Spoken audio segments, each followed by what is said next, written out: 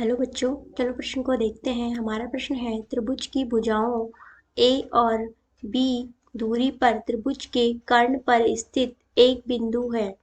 सिद्ध कीजिए कि कर्ण की न्यूनतम लंबाई है जो वो है हमारी a की घात 2/3 प्लस b की घात 2/3 की घात 3/2 है। प्रश्न को हल करने से पूर्व हम उसकी मुख्य अवधारणा की चर्चा कर लेते हैं। देखिए, मुख्य अवधारणा। प्रश्न की मुख्य अवधारणा ये है कि हम यहाँ पे अवकलन का प्रयोग करके कर्ण की न्यूनतम लंबाई ज्ञात करेंगे। तो हम लिखते हैं अवकलन का प्रयोग। अब हम यहाँ पे देखते हैं कि त्रिभुज ABC है जो हमारा समकोण त्रिभुज है, तो हम उसको बनाते हैं यहाँ पे त्रिभुज ABC। इसको लिखा हमने A, इसको लिखा हमने B, इसको लिखा हमने C। अब हम यहाँ पे देखते हैं कि हमारा कोण B है जो वो है हमारा समकोण, तो हमें इसे 90 डिग्री और AC पर एक बिंदु P है। इस बिंदु P से AB पर हमने एक लंब BL खींचा जो कि A लंबाई का है।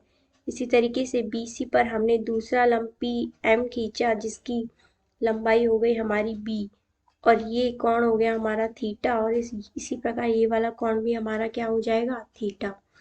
अब हम यहाँ पे देखते हैं कि तो त्रिभुज ABC हमारा क्या हुआ, एक समकोण त्रिभुज हुआ। तो हम इसे देखो लिखते हैं इस तरीके से, माना त्रिभुज ABC में कर्ण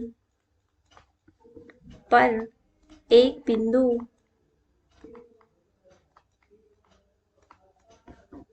P है। P से AB पर PL तथा P से BC पर हमने PM लंब खींचे। तो हम लिखते हैं यहाँ पे इसी तरीके से। अब हम देखते हैं कि कोण हमारा ACB बराबर हमने माना थीटा, तो हमारा कोण APLB हमारा क्या हो जाएगा, थीटा हो जाएगा। अब हम यहाँ पे लिखते हैं AP बराबर हो गया हमारा A sec थीटा और PC बराबर हो गया हमारा B cosec थीटा। अब हम मानते हैं कि माना कर्ण की लंबाई है जो वो है L, तो हम लिखते हैं कर्ण की लंबाई बराबर में L।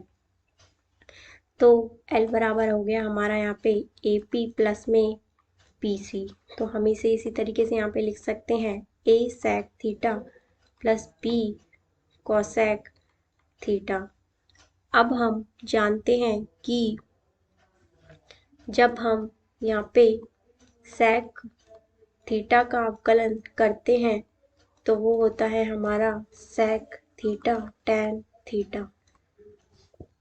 इसी तरीके से d/d थीटा cosec थीटा बराबर में होता है cosec थीटा cot थीटा। तो ये हमारा इसमें होता है माइनस में, ठीक है। तो अब हम इसका थीटा के सापेक्ष अवकलन करते हैं, तो हम लिखते हैं यहाँ पे, इसीलिए dl/d थीटा बराबर में हो गया हमारा यहाँ पे A sec theta tan theta minus में B cosec थीटा, यहाँ पे हो गया हमारा cot थीटा। अब हम जानते हैं कि उच्चतम एवं निम्नतम के लिए dl/d थीटा बराबर होना चाहिए 0 के। तो अब हम यहाँ से लिखते हैं A sec theta tan theta minus में B cosec theta cot theta बराबर में 0। इसी तरीके से अब हम इसे साइन और कॉस में चेंज करेंगे तो हम लिखते हैं a बाई कॉस थीटा, यहाँ पे हो गया हमारा साइन थीटा बाई में कॉस थीटा, माइनस में b, यहाँ पे हो गया हमारा साइन थीटा, यहाँ हो गया हमारा कॉस थीटा बाई में साइन थीटा बराबर में 0। इसी तरीके से अब हम यहाँ पे लिख सकते हैं a साइन थीटा बाई में कॉस की घात 2 थीटा, यहाँ पे हो गया माइनस में b कॉस थीटा बाई में साइन की घात 2 थीटा बराबर में 0। इसी तरीके से अब हम यहाँ पे लिख सकते हैं a साइन की घात 3 थीटा बाई में कॉस की घात 2 थीटा, और यहाँ पे हो गया साइन की घात 2 थीटा, और इसी तरीके से यहाँ पे आ जाएगा हमारा b कॉस की घात 3 थीटा बराबर में 0। अब हम इसी तरीके से यहाँ पे लिख सकते हैं a साइन की घात 3 थीटा माइनस में b कॉस की घात 3 थीटा बराबर में 0। तो इसी तरीके से अब हम यहाँ पे लिख सकते हैं tan की घात 3 थीटा बराबर में b बाई में a, क्योंकि हम जानते हैं कि tan थीटा बराबर में क्या होता है साइन थीटा बाई में कॉस थीटा। तो अब हम यहाँ से निकाल सकते हैं tan थीटा बराबर में b बाई में a की घात में 1 बाई में 3। इसी तरीके से अब हम दोबारा से अवकलन करते हैं तो हम लिखते हैं यहाँ पे पुनः अवकलन करने पर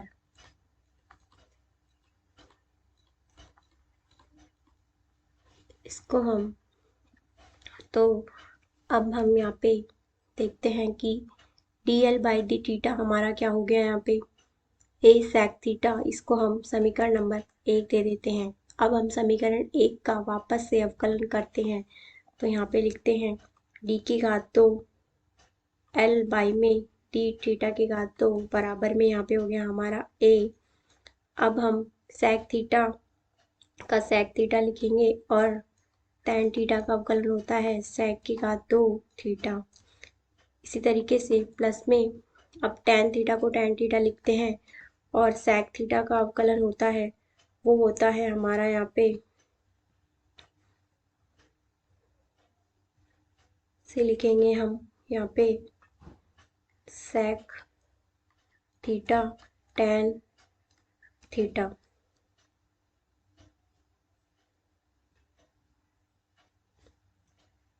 इसी प्रकार से अब हम यहाँ पे b cosec theta cot theta का अवकलन करते हैं तो हम लिखते हैं यहाँ पे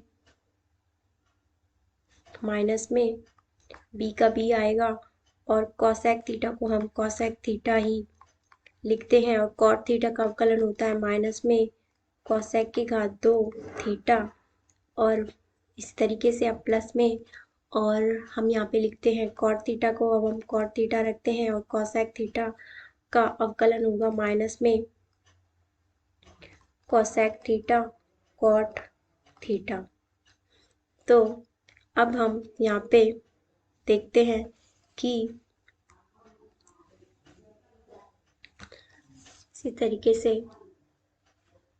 आगे ये सब हमने इन सूत्रों से लिखा है को मैं बता देती हूँ यहाँ पे d बाई में d, जैसे हमने यहाँ पे लिखते हैं डी यू वी, तो यहाँ पे d बाई डी एक्स करते हैं तो वो होता है u डी वी बाई में डी एक्स प्लस में v डी यू बाई में डी एक्स। और भी काफ़ी सारे सूत्र होते हैं और मैं आपको बताती हूँ, जैसे हमारा अवकलन होता है जो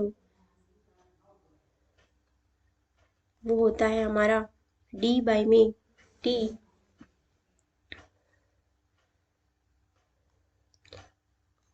थीटा, और यहाँ पे जैसे हम लिखते हैं sec थीटा तो उसका होता है हमारा sec theta tan theta.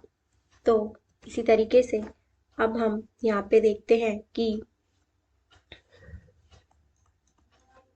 Theta है जो हमारा किसके बीच में है 0 से पाई बाई 2 के बीच में है, इसीलिए थीटा के तो हम लिखते हैं इसीलिए थीटा के सभी त्रिकोणमितीय अनुपात धनात्मक होंगे। इसीलिए थीटा के सभी त्रिकोणमितीय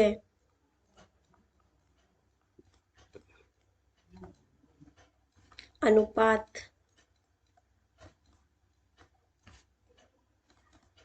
धनात्मक होंगे।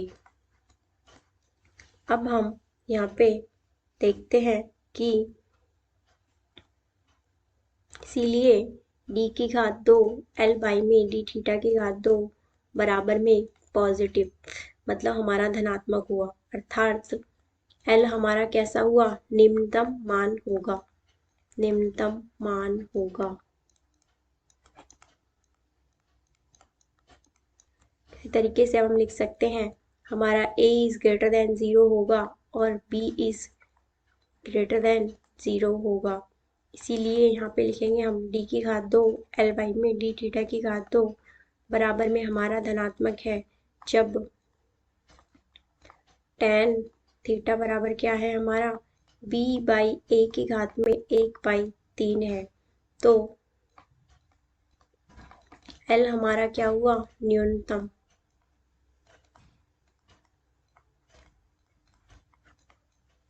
अब L का न्यूनतम मान है जो वो होगा हमारा यहाँ पे, तो हम लिखते हैं L का न्यूनतम मान वो होगा हमारा यहाँ पे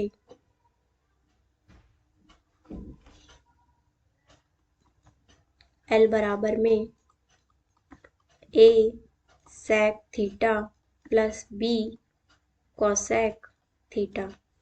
अब हम यहाँ से tan थीटा जब बराबर हमारा b बाई a की घात 1/3 हो तो हम यहाँ पे उसे sec थीटा और cosec थीटा में भी बदल सकते हैं इसी तरीके से।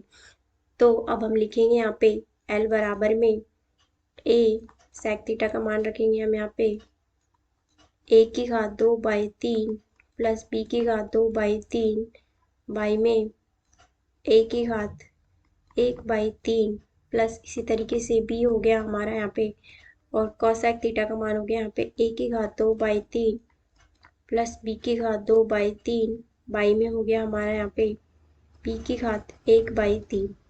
इसी तरीके से अब हम यहाँ पे लिख सकते हैं वर्गमूल में a की घात 2/3 प्लस b की घात 2/3 और यहाँ पे होगा हमारा a की घात 2/3 प्लस b की घात 2/3।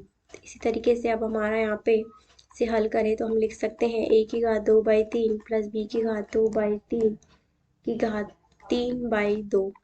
अतः हमने कर्ण की न्यूनतम लंबाई है जो वो हमने ज्ञात कर ली है, और वो है हमारी a की घात 2/3 प्लस b की घात 2/3 की घात 3/2। अतः हमने प्रश्न की मुख्य अवधारणा को उपयोग करते हुए हमने इसका मान ज्ञात कर लिया है। आशा करते हैं आपको समझ में आया होगा। धन्यवाद।